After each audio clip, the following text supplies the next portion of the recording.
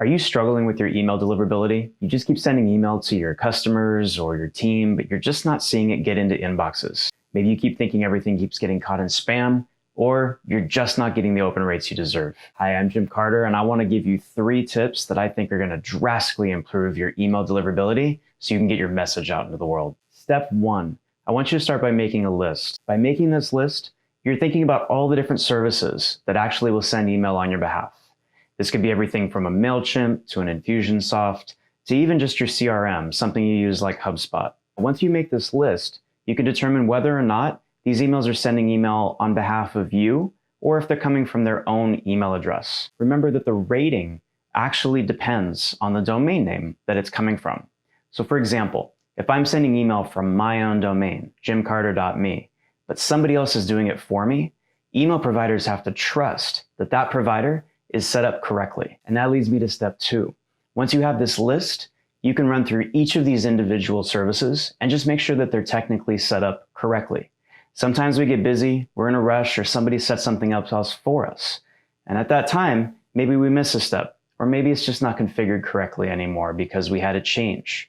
So what I want you to do is run through each of those service providers and make sure that everything is set up correctly. Because once we're set up technically sound, we can move on to actually increasing the email deliverability rates. Now, step 3, this one is key.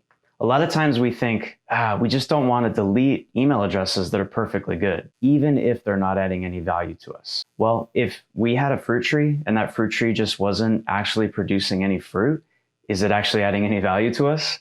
It's not. And the same thing goes for emails. So if you have email addresses that are bouncing, or they're getting caught in spam constantly, or they're not opening anything, it's okay to delete those emails. In fact, it's encouraged, and it's the new gold standard in the industry. Because the sooner that you can clean house by making that list, running through each of those services and finding which ones are set up correctly, and then cleaning that list, making sure that you're only sending out to the emails that are actually giving and adding value, you're going to start to see your email deliverability rates go through the roof. And that's not just because of the ratio that's going to change between the ones that don't get delivered and the ones that do. It's because the email service providers will notice that you're sending emails to people who are actually opening them. They're going to start popping emails out of the spam box and putting them right into the inboxes. That's it. Those are the 3 things that I think are really going to help you with getting your email deliverability through the roof. There's plenty more where that came from, and I have a free download. If you visit my website by clicking this link below, you can download this free PDF and you can go step by step with even more resources to just help you get those emails delivered into inboxes. Thanks so much.